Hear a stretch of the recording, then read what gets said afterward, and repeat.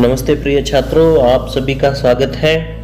तो पिछली क्लास में हमने बाबा साहेब डॉक्टर अंबेडकर जी का पाठ का अध्ययन कर रहे थे।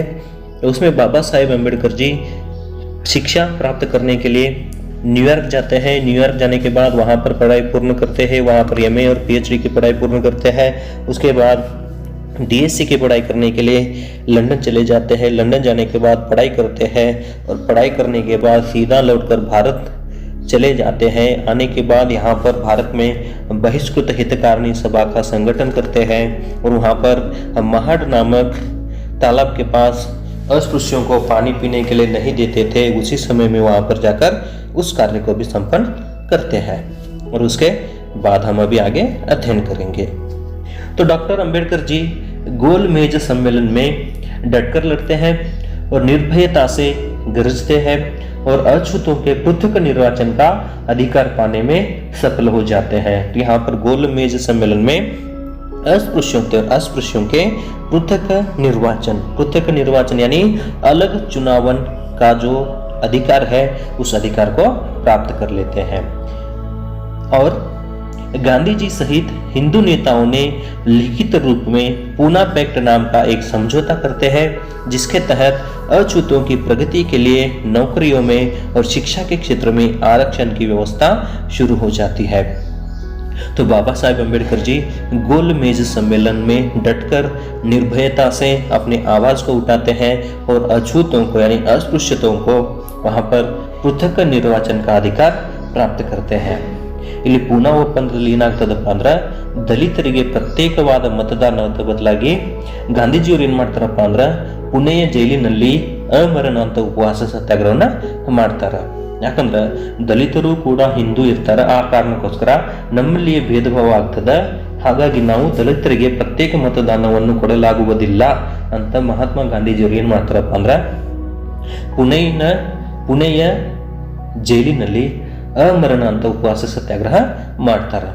ಆವಾಗ ಅಂತಿಮವಾಗಿ ಗಾಂಧೀಜಿ ಮತ್ತು ಬಾಬಾ ಸಾಹೇಬ್ ಅಂಬೇಡ್ಕರ್ ಅವರ ನಡುವೆ ಸಂಧಾನ ಆಗಿ ಆ ಪ್ರತ್ಯೇಕ ಮತದಾನ ಕ್ಷೇತ್ರದ 71 ಸೀಟುಗಳ ಬದಲಾಗಿ 148 ಸೀಟುಗಳ ಜಂಟಿ ಮತದಾನ ಪದ್ಧತಿಯನ್ನು ನೀಡಿ ದಲಿತರಿಗೆ ಮೀಸಲಾತಿಯನ್ನ ನೀಡ್ತಾರೆ।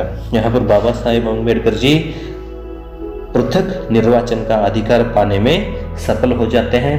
उसके बाद गांधी जी सहित ही हिंदू नेताओं ने लिखित रूप में पूना पैक्ट नाम का एक समझौता करते हैं। उस समझौता के माध्यम से अछूतों की प्रगति के लिए यानी अस्पृश्य लोगों की प्रगति के लिए नौकरियों में और शिक्षा क्षेत्र में आरक्षण की व्यवस्था शुरू हो जाती है। तो उस पूना पैक्ट समझौता के कारण ही अस्पृश्य लोगों को शिक्षा के क्षेत्र में नौकरियां का आरक्षण शुरू हो जाता है। तो 27 मई 1935 को उनकी पत्नी रमाईबाई का देहांत हो जाता है। यहाँ पर दलितों को कल्याण के लिए पृथक निर्वाचन का अधिकार भी प्राप्त कर लेते हैं और दलितों को यहाँ पर आरक्षण की व्यवस्था भी शुरू हो जाती है। लेकिन 27 मई 1935 को यानी 27 मई 1935 को उनकी पत्नी रमाबाई का देहांत हो जाता है। तो रमाबाई की मृत्यु हो जाती है। तो उस समय उन्होंने बहुत दुख माना और भगवा वस्त्र पहनकर संन्यास लेने का निर्णय कर लिया। तो यहाँ पर उनकी पत्नी की मर जाने के कारण बाबा साहेब अम्बेडकर जी क्या कर लेते हैं, बहुत ही दुखी हो जाते हैं और दुखी होकर वे भगवा वस्त्र पहन कर सन्यासी होने का निर्णय ले लेते हैं। मगर परिवार के बड़ों और मित्रों के समझाने बुझाने पर उन्होंने भगवा वस्त्र त्याग कर समाज कल्याण के लिए संघर्ष की राह पकड़ने का निर्णय ले लिया। तो बाबा साहेब अम्बेडकर जी क्या करते हैं, उनकी पत्नी की मृत्यु हो जाने के बाद भगवा वस्त्र पहनकर संन्यास लेना चाहते थे, लेकिन घर वाले और उनके मित्रों के समझाने बुझाने के बाद वे क्या कर देते हैं, उस भगवा वस्त्र को त्याग कर अपने संघर्ष की राह पर आगे बढ़ने का निर्णय कर लेते हैं। और इस समय भगवा वस्त्र धारण करने के कारण लोगों ने उन्हें बाबा साहेब कहना आरंभ किया। तो उस समय भगवा वस्त्र पहनने के कारण बाबा साहेब अम्बेडकर जी को सभी लोग बाबा साहेब नाम से पुकारने लग जाते हैं। और बाबा साहेब गजब के पुस्तक प्रेमी थे। तो बाबा साहेब अम्बेडकर जी इतनी पढ़ाई किए हैं कि इतनी पढ़ाई करने वाले पहले व्यक्ति माने जाते हैं। तो बाबा साहेब अम्बेडकर जी पुस्तकों से बहुत ही प्रेम करते थे और पुस्तकों को वे अपनी पत्नी और बच्चों से अधिक मानते थे। तो देखिए, बाबा साहेब अम्बेडकर जी पुस्तक के प्रेमी थे और वे पुस्तकों को अपनी पत्नी और बच्चों से अधिक मानते थे। तो यहाँ पर बाबा साहेब अम्बेडकर जी ने कहीं पर कहा है कि किताब कहता है कि तुम यहाँ पर सिर झुकाकर मुझे पढ़ो, एक दिन मैं तुम्हें समाज में सिर उठाकर जीना सिखा देती हूँ। ಅಂದ್ರೆ ನೀನು ನನ್ನನ್ನು ತಲೆ ಬಗ್ಗಿಸಿ ಓದು, ನಾಳೆ ನಿನ್ನ ಜೀವನದಲ್ಲಿ ನೀನು ತಲೆ ಎತ್ತುವ ಹಾಗೆ ನಾನು ಮಾಡ್ತೀನಿ ಅಂತ पुस्तक ಹೇಳ್ತದೆ। उसी प्रकार बाबा साहेब अम्बेडकर जी भी पुस्तक के प्रेमी थे और वे उन पुस्तकों को अपनी पत्नी और बच्चों से भी अधिक मानते थे। उनका पुस्तकालय किसी के भी व्यक्तिगत पुस्तकालय से बहुत विशाल था। तो बाबा साहेब अम्बेडकर जी का घर रहता है, उस घर में ही उन्होंने एक पुस्तकालय यानी लाइब्रेरी को ही निर्माण कर देते हैं। उस लाइब्रेरी में ही बहुत सारे किताब रहते हैं। तो एक पुस्तकालय बाबा साहेब अम्बेडकर जी के घर में ही शुरू हो जाता है, क्योंकि बाबा साहेब अम्बेडकर जी पुस्तक के प्रेमी थे।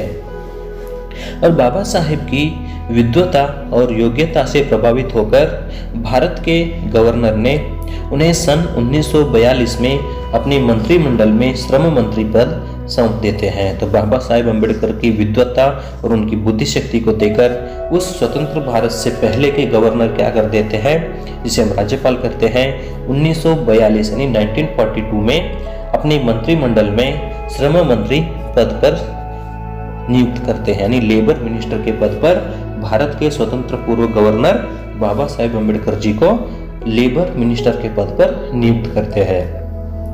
जब भारतवर्ष के स्वतंत्र होने की बात आई तो अंग्रेजों ने यह सुनिश्चित करना चाहा कि हमारी शासन व्यवस्था किस और कैसे संविधान के अधीन चलेगी। तो जब यहाँ पर भारत देश को आज़ादी देने की बात आ गई तो वहाँ पर अंग्रेज यह सुनिश्चित कर देते हैं कि हमारी जो शासन व्यवस्था है वह कौन से और किस संविधान के अधीन में चलेगी।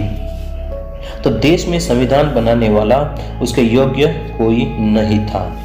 अतः भारत के संविधान निर्माण के लिए उन्हें मसौदा समिति का अध्यक्ष चुना गया। मसौदा समिति ने ड्राफ्टिंग कमेटी के अध्यक्ष के रूप में बाबा साहेब अम्बेडकर जी को चुन लेते हैं और उन्हीं के द्वारा हमारा संविधान लिखा गया। तो ड्राफ्टिंग कमेटी के अध्यक्ष के रूप में बाबा साहेब अम्बेडकर जी को चुना जाता है। तो बाबा साहेब अम्बेडकर जी को संविधान के निर्माता भी कहते हैं। बाबा साहेब अम्बेडकर जी ಅವರನ್ನ ಸಂವಿಧಾನ ಕರಡು ಸಮಿತಿಯ ಅಧ್ಯಕ್ಷರನ್ನಾಗಿ ನೇಮಕ ಮಾಡ್ತಾರೆ। तो उसी समय बाबा साहेब अम्बेडकर जी भारत के संविधान को निर्माण करने के लिए बहुत ही अथक प्रयास करते हैं। तो वहाँ पर संविधान निर्माण करने की कमेटी बनाते हैं, तो उस कमेटी में ज़्यादा काम बाबा साहेब अम्बेडकर पर ही पड़ जाता है, जो कि इस देश के प्रति एक उत्तरदायित्व है। उस उत्तरदायित्व को निभाने का काम यहाँ पर बाबा साहेब अम्बेडकर जी करते हैं। तो हमारे भारत का संविधान निर्माण होने के लिए समय लगा है 2 वर्ष 11 महीना और 18 दिन। तो 2 साल 11 महीने 18 दिन के अथक प्रयास के कारण हमारे देश को भारत का संविधान प्राप्त हुआ है। और 26 जनवरी 1950 ईस्वी को हमारा देश गणतंत्र हुआ। तो उसी समय हमारा संविधान लागू हो गया है। और संविधान पूरा होने पर भारत के प्रथम राष्ट्रपति डॉक्टर राजेंद्र प्रसाद ने कहा था कि डॉक्टर अंबेडकर को संविधान मसौदा समिति का अध्यक्ष बनाने से अधिक अच्छा कार्य हम नहीं कर पाए। तो यहाँ पर देश को आज़ादी मिलने के बाद 1947 में देश को आज़ादी मिल जाती है। आज़ादी मिलने के बाद 26 जनवरी 1950 को हमारा देश गणतंत्र हो जाता है कि हमारे देश को एक संविधान लागू हो जाता है। उसी समय यहाँ पर राजेंद्र प्रसाद जी एक बात कहते हैं कि हमने डॉक्टर अंबेडकर जी को संविधान मसौदा समिति का अध्यक्ष बनाने से और बड़ा काम नहीं किए हैं, कि हम जो भी किए हैं वह सही कार्य किए हैं। और बाबा साहेब डॉक्टर अंबेडकर को भारतीय संविधान का जनक माना जाता है। तो भारतीय संविधान का जनक यानी भारतीय संविधान शिल्पी डॉक्टर बाबा साहेब अम्बेडकर को माना जाता है। और स्वतंत्र भारत में उन्हें नेहरू मंत्रिमंडल में कानून मंत्री बनाया गया। तो आज़ादी मिलने के बाद जो नेहरू का जो मंत्रिमंडल था, उस मंत्रिमंडल में बाबा साहेब अम्बेडकर जी को कानून मंत्री के पद पर नियुक्त करते हैं। और कानून मंत्री के रूप में उन्होंने अनेक अनूठे कार्य किए हैं। तो कानून मंत्री होने के बाद बाबा साहेब अम्बेडकर जी बहुत ही अच्छे अच्छे काम कर देते हैं। उसके बाद 14 अक्टूबर 1956 को उन्होंने अपने 5 लाख अनुयायियों के साथ भंते चंद्रमणि महाथेरो के हाथों बौद्ध धर्म की दीक्षा ले लेते हैं। तो यहाँ पर इससे पहले की एक घटना है कि बाबा साहेब अम्बेडकर जी इस हिंदू धर्म में किस प्रकार से अस्पृश्य लोगों के ऊपर अन्याय होते हैं, जाति के आधार पर भेदभाव होता है। तो उन सभी भेदभावों को देखने के बाद बाबा साहेब अम्बेडकर जी पहले ही तय कर चुके थे कि मैं हिंदू धर्म में जन्म लिया हूँ, लेकिन हिंदू धर्म में नहीं मरूंगा। ऐसा शपथ पहले ही ले लिए थे, क्योंकि जब अर्जुन जी केलुस्कर बचपन में ही, जब बाबा साहेब अम्बेडकर जी 10वीं कक्षा पास होने के बाद वहाँ पर उनका सम्मान किया जाता है, उस समय में ही बाबा साहेब अम्बेडकर जी को बुद्ध जीवनी नामक एक पुस्तक को देते हैं। तो वह पुस्तक का प्रभाव बाबा साहेब अम्बेडकर जी के जीवन पर बहुत ही असर पड़ा है। तो उसी कारण कि उन्होंने पहले ही कहा था कि मैं हिंदू धर्म में जन्म लिया हूँ, लेकिन हिंदू धर्म में नहीं मरूंगा। उसी कारण यहाँ पर बाबा साहेब अम्बेडकर जी क्या करते हैं, धर्म का परिवर्तन कर लेते हैं और जिस धर्म में रहते हैं उस धर्म से दूसरे धर्म की दीक्षा ले लेते हैं। तो 14 अक्टूबर 1956 यानी 14 अक्टूबर 1956 को बाबा साहेब अम्बेडकर अपने 5 लाख अनुयायियों के साथ भंते चंद्रमणि महाथेरो के हाथ बौद्ध धर्म की दीक्षा ले लेते हैं। तो बाबा साहेब अम्बेडकर 14 ಅಕ್ಟೋಬರ್ 1956ರಲ್ಲಿ ತಮ್ಮ 5 ಲಕ್ಷ ಅನುಯಾಯಿಗಳೊಂದಿಗೆ ಭಂತೆ ಚಂದ್ರಮಣಿ ಮಹಾಥೇರೋ ಅವರ ಕೈಯಲ್ಲಿ ಬೌದ್ಧ ಧರ್ಮದ ದೀಕ್ಷೆಯನ್ನ ಪಡ್ಕೊಳ್ತಾರೆ। ಕಾರಣ ಒಂದೇ, ಯಾಕಂದ್ರೆ ಈ ಹಿಂದೂ ಧರ್ಮದಲ್ಲಿ ಕೆಲವೊಂದು ಸಮಾಜಶಾಹಿ ವ್ಯಕ್ತಿಗಳ ಕಾರಣದಿಂದ, ನಮ್ಮ ಅಸ್ಪೃಶ್ಯತೆಯಲ್ಲಿ ಹುಟ್ಟಿರುವ ಕಾರಣದಿಂದ ನಮಗೆ ಜಾತಿ ಆಧಾರದ ಭೇದ ಭಾವ ಆಗುತ್ತಿದೆ ಎನ್ನುವ ಕಾರಣಕ್ಕೋಸ್ಕರ ಬಾಬಾ ಸಾಹೇಬ್ ಅಂಬೇಡ್ಕರ್ ಅವ್ರು ಏನು ಮಾಡ್ತಾರಪ್ಪ ಅಂದ್ರೆ ಹಿಂದೂ ಧರ್ಮವನ್ನೇ ತ್ಯಾಗ ಮಾಡಿಬಿಡ್ತಾರೆ। और हिंदू धर्म से बौद्ध धर्म में दीक्षा लेते समय बाबा साहेब अम्बेडकर जी भी अपने सभी अनुयायियों को कह देते हैं कि जिस धर्म में हमें सम्मान मिलता है, एकता का भाव मिलता है, उसी धर्म का हमें स्वीकार कर लेना चाहिए। यही बात को लेकर बाबा साहेब अम्बेडकर जी बौद्ध धर्म का स्वीकार कर लेते हैं और वे बौद्ध बन जाते हैं। और 6 दिसंबर 1956 को बाबा साहेब का परिनिर्वाण हो जाता है। तो बाबा साहेब अम्बेडकर जी की मृत्यु 6 दिसंबर 1956 ಅಂದ್ರೆ 6 ಡಿಸೆಂಬರ್ 1956ರಲ್ಲಿ बाबा साहेब अम्बेडकर ಅವರು परिनिर्वाणವನ್ನು ಹೊಂದ್ತಾರೆ। तो दलितों के मसीहा एवं भारतीय संविधान के निर्माता डॉक्टर भीमराव अंबेडकर को मरणोपरांत भारत रत्न के सर्वोच्च सम्मान से विभूषित किए जाने पर देश में स्वतंत्र हर्ष और संतोष प्रकट किया गया है। तो इसी प्रकार जो दलितों के मसीहा यानी भगवान द्वारा भेजा गया दूत, उसी आधार पर बाबा साहेब अम्बेडकर जी भारतीय संविधान के निर्माण करते हैं और बाबा साहेब के मरण के बाद यानी मृत्यु के बाद उनको भारत रत्न उपाधि से विभूषित करते हैं। तो भारत की सर्वोच्चतम उपाधि माने जाने वाली भारत रत्न उपाधि से बाबा साहेब अम्बेडकर जी को मरणोपरांत यानी उनकी मृत्यु होने के बाद भारत रत्न इस उपाधि से विभूषित करते हैं। तो प्रिय छात्रों, इस प्रकार हमने डॉक्टर बाबा साहेब अम्बेडकर पाठ के माध्यम से बाबा साहेब अम्बेडकर जी का जन्म कहाँ हुआ, उनके माता पिता कौन है, उन सभी विचारों के बारे में हमने यहाँ पर जानकारी हासिल कर लिए हैं। तो 14 अप्रैल 1891 में बाबा साहेब अम्बेडकर जी का जन्म होता है। उनके पिता भीमराव हैं और उनकी माँ भीमाबाई हैं। तो बाबा साहेब अम्बेडकर के पिता के कुल 14 पुत्र थे। उन 14 बच्चों में से सिर्फ 5 ही बच्चे बच गए थे और 14वां बच्चा ही यहाँ पर बाबा साहेब अम्बेडकर जी थे।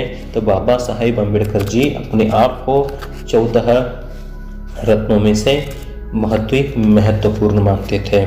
तो जब भी बाबा साहेब अम्बेडकर जी का जन्म होने के बाद उनको शिक्षा प्राप्त करने के लिए सैनिक स्कूल में भर्ती किया जाता है, तो उस समय में भी उनको अस्पृश्यता का अनुभव होता है कि उस बच्चे को अगर पढ़ाई करने के लिए जाना है तो उस परीक्षा यानी शिक्षा के पाठशाला में वहाँ पर सभी छात्रों के बीच में बैठना मना रहता है और सभी छात्रों के जूते के जगह पर जाकर उनको बैठना पड़ता था। और जो पानी का घड़ा रहता है उस पानी के घड़े को भी वहाँ पर नहीं छूना था, क्योंकि उसको छूने से वह भ्रष्ट हो जाता है। इस प्रकार से उन सभी समस्याओं से बाबा साहेब अम्बेडकर जी अपनी जीवन को बिताते हैं। तो इन सभी घटनाओं को जब बाबा साहेब अम्बेडकर जी के पिता समझ लेते हैं और अपने पुत्र को कहते हैं कि हमें जो कुछ काम करना है हमें काम पर ध्यान देना चाहिए, कि यहाँ पर इस प्रकार से अपमान होते हैं, उन अपमानों को सहन करने के बाद ही हमें ज़िंदगी में आगे बढ़ना चाहिए। यह सभी होने के बाद जब हाई स्कूल में जाते हैं तो हाई स्कूल में भी पढ़ाई करने के लिए जाते हैं। वहाँ पर भी अस्पृश्यता का अनुभव होता है कि वहाँ पर गुरुजी एक प्रश्न पूछते हैं तो उस उत्तर को कोई नहीं दे पाते हैं। तो उस समय में बाबा साहेब अम्बेडकर जी उत्तर लिखने के लिए ब्लैक बोर्ड की तरह जैसे ही बढ़ते हैं तो वहाँ पर रहने वाले सवर्णीय छात्र क्या कर देते हैं, वे सभी चिल्लाने लग जाते हैं कि वह अछूत उस ब्लैक बोर्ड के पास जाता है तो उस ब्लैक बोर्ड के नीचे जो हमारा खाना रखा गया है वह खाना भ्रष्ट हो जाएगा। तो इन सभी असंख्य अपमानों के खून के घूंट बाबा साहेब अम्बेडकर पीते थे। तो ऐसे वैसे करके बाबा साहेब अम्बेडकर बहुत ही परिश्रम करके 1907 ईस्वी में अपनी मैट्रिक की परीक्षा प्राप्त कर लेते हैं और मैट्रिक की परीक्षा प्राप्त कर लेने वाले पहले महार कहलाते हैं। उसी समय जो कृष्ण जी अर्जुन केलुस्कर हैं बाबा साहेब अम्बेडकर जी को सम्मान करते हैं और बुद्ध जीवनी नामक एक पुस्तक को देते हैं। तो वह बुद्ध जीवनी पुस्तक बाबा साहेब अम्बेडकर जी के जीवन पर बहुत ही असर डालता है। और अपनी 17 वर्ष की आयु में ही जब बाबा साहेब अम्बेडकर जी विद्यार्थी जीवन में रहते हैं तभी 9 वर्ष की रमाबाई के साथ बाबा साहेब अम्बेडकर जी का विवाह हो जाता है। और उसके बाद यहाँ पर बाबा साहेब अम्बेडकर जी को उन्नत शिक्षा प्राप्त करने के लिए यहाँ पर सयाजीराव गायकवाड़ जी महीने का 25 रुपये मासिक छात्रवृत्ति स्वीकार कर देते हैं। तो वहीं पर भी बाबा साहेब अम्बेडकर उसकी सहायता से बम्बई विश्वविद्यालय से बीए की उपाधि 1912 ईस्वी में अंग्रेजी और फारसी विषय में प्राप्त कर लेते हैं। तो उसी समय बाबा साहेब अम्बेडकर जी के पिता की मृत्यु सन 1913 ईस्वी में हो जाती है और जैसे ही उनके पिता की मृत्यु हो जाती है तो बाबा साहेब अम्बेडकर जी को उनके घर का दायित्व ढोना पड़ता है। लेकिन बाबा साहेब अम्बेडकर जी के मन में और भी ज़्यादा पढ़ने की इच्छा होती है, लेकिन यहाँ पर पिताजी की मृत्यु होने के बाद बहुत ही कठिन हो जाता है। फिर भी ऐसे वैसे करके बाबा साहेब अम्बेडकर जी को बड़ौदा के रियासत के मेधावी छात्रों की उच्च शिक्षा के लिए योजना बनाई जाती है। तो उस योजना के तहत फिर बाबा साहेब अम्बेडकर जी अपनी पढ़ाई करने के लिए न्यूयॉर्क जाते हैं और न्यूयॉर्क के कोलंबिया विश्वविद्यालय में जाकर दाखिल हो जाते हैं। और दाखिल होने के बाद वहाँ पर एमए पीएचडी की उपाधि प्राप्त कर लेते हैं। उसके साथ साथ Baba Saheb Ambedkar ji MA PhD MSc DSC उसके साथ बार एट लॉ उपाधि प्राप्त कर लेते हैं।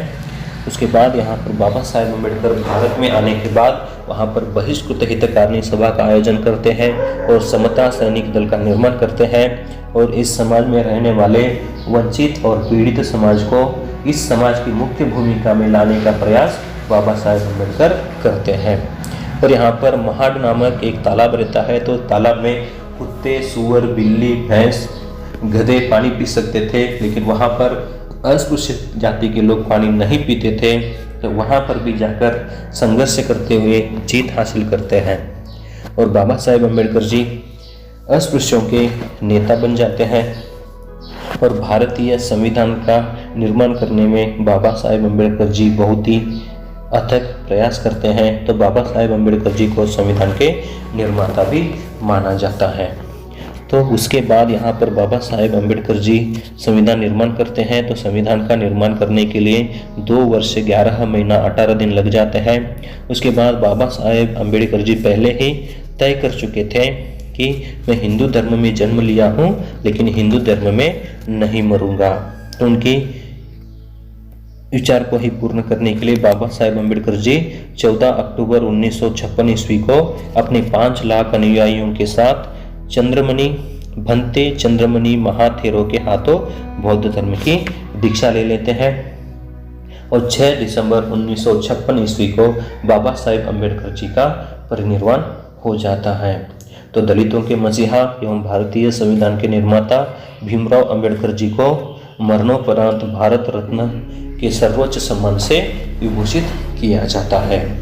इस प्रकार हमें शांति स्वरूप बौद्ध जी ने बाबा साहेब अम्बेडकर जी के जीवन के बारे में बहुत ही अच्छे ढंग से बताए हैं। तो सभी हमें जान लेना है कि यहाँ पर जो महापुरुष होते हैं वे महापुरुष सिर्फ राजमहलों में ही पैदा नहीं होते हैं, वे खेत खलिहानों में भी पैदा होते हैं और ऊंची जातियों में ही नहीं, वे कभी कभी निम्न जाति में भी पैदा होते हैं। इस बात को हम बाबा साहेब अम्बेडकर जी के जीवन के बारे में पढ़ने के बाद पता चल जाता है कि यहाँ पर हमें साधना करने के लिए पैसों की जरूरत नहीं होती है। तो बाबा साहेब अम्बेडकर जी गरीब होने के बावजूद भी कितने सारे कष्टों को सहन करते हुए, भूखे प्यासे आंखों को नींद न रहने के कारण भी यहाँ पर इतनी सारी पढ़ाई करने के बाद महामानवतावादी संविधान शिल्पी और देश से विदेश तक यहाँ पर बाबा साहेब अम्बेडकर जी का नाम रोशन हुआ है। तो इसी प्रकार हमें भी हमारे जीवन में एक अच्छे इंसान बनना चाहिए और समाज के मार्गदर्शक बनना है और समाज में हमारा नाम पहचान होना चाहिए। तो हमें भी डॉक्टर बाबा साहेब अम्बेडकर जी के जैसा पढ़ाई करना चाहिए। जब हम परिश्रम करते हैं तभी हम कुछ हासिल कर पाते हैं। अगर हम परिश्रम ही नहीं करते हैं, सिर्फ हमारे भूतकाल की घटनाओं को याद करते हैं कि हम गरीब हैं, हमारे पास करने के लिए कुछ काम नहीं है, तो हम कैसे पढ़ाई कर सकते हैं। तो इन सभी बातों को हमें छोड़ देना चाहिए, क्योंकि बाबा साहेब अम्बेडकर जी को भी बचपन में ही बहुत ही आर्थिक परिस्थिति गंभीर होने के कारण पढ़ाई करने के लिए दिक्कत होती थी। फिर भी ऐसी वैसी सहायता मिलने के बाद भूखा प्यासा रहकर भी बाबा साहेब अम्बेडकर जी अपनी पढ़ाई पूर्ण किए हैं और एक महान व्यक्ति बने हैं। तो चलिए इसके बाद हम इस पाठ से संबंधित प्रश्नोत्तरों की चर्चा करेंगे। तो एक शब्द या वाक्यांश या वाक्य में उत्तर लिखिए। तो डॉक्टर B.R. अम्बेडकर जी का जन्म कब हुआ? तो इस प्रश्न का उत्तर है 14 अप्रैल 1891 में डॉक्टर बाबा साहेब अम्बेडकर जी का जन्म हुआ। दूसरा प्रश्न है अम्बेडकर की माता का नाम क्या था? तो उत्तर है अम्बेडकर की माता का नाम भीमाबाई। तीसरा प्रश्न रामजी सूबेदार किस गांव में सैनिक थे? तो इस प्रश्न का उत्तर है रामजी सूबेदार महू गांव में सैनिक थे। चौथा प्रश्न भीमराव ने मैट्रिक परीक्षा कब पास की? तो इसका उत्तर है भीमराव ने मैट्रिक परीक्षा 1907 ईस्वी में पास की। उसके बाद पांचवा प्रश्न है कृष्णजी अर्जुन केलुस्कर ने कौन सी पुस्तक भीमराव को भेंट दी? तो यहाँ पर उत्तर है कृष्णजी अर्जुन केलुस्कर ने भीमराव अम्बेडकर को बुद्ध जीवनी नामक पुस्तक को भेंट देते हैं। उसके बाद सातवां प्रश्न है, तो सातवां प्रश्न भीमराव, छठा प्रश्न भीमराव का विवाह किसके साथ हुआ? तो उत्तर है भीमराव का विवाह रमाबाई के साथ हुआ। सातवां प्रश्न है महाराजा की ओर से भीमराव को मासिक छात्रवृत्ति कितनी मिलती थी? तो इस प्रश्न का उत्तर है महाराजा की ओर से भीमराव को मासिक छात्रवृत्ति 25 रुपये मिलती थी। और आठवां प्रश्न है अंबेडकर जी ने BA की परीक्षा कब पास की? तो इसका उत्तर है अंबेडकर जी ने BA की परीक्षा 1912 ईस्वी में पास की। नवा प्रश्न है भीमराव जी 1913 में अमेरिका के किस विश्वविद्यालय में दाखिल हो गए? तो इस प्रश्न का उत्तर है भीमराव जी 1913 ईस्वी में अमेरिका के कोलंबिया विश्वविद्यालय में दाखिल हो गए। 10वां प्रश्न है, डॉक्टर अंबेडकर ने किस समाज को जागरूक करना आरंभ किया? तो इस प्रश्न का उत्तर है डॉक्टर अंबेडकर ने वंचित एवं पीड़ित समाज को जागरूक करना आरंभ किया। 11वां प्रश्न, मूक नायक पत्रिका के संपादक कौन थे? तो इसका उत्तर है मूक नायक पत्रिका के संपादक भीमराव अंबेडकर। और 12वां प्रश्न है, डॉक्टर अंबेडकर पत्नी और बच्चों से भी अधिक किसे मानते थे? तो इसका उत्तर है डॉक्टर अंबेडकर पत्नी और बच्चों से भी अधिक पुस्तकों को मानते थे। और उसके बाद आगे है, कोष्टक में दिए गए कारक चिन्हों से रिक्त स्थान की पूर्ति कीजिए। तो यहाँ पर कोष्टक में कारक चिन्ह दिए हैं के, का, में, के लिए, से। तो इन कारक चिन्हों को रिक्त स्थानों में भरकर उस वाक्य को पूर्ण करना है। तो पहला प्रश्न है, जन्म के समय डॉक्टर अंबेडकर डैश नाम भीमराव रखा गया था। तो यहाँ पर का कारक जुड़ता है तो वाक्य इस प्रकार पूर्ण होता है कि जन्म के समय डॉक्टर अंबेडकर का नाम भीमराव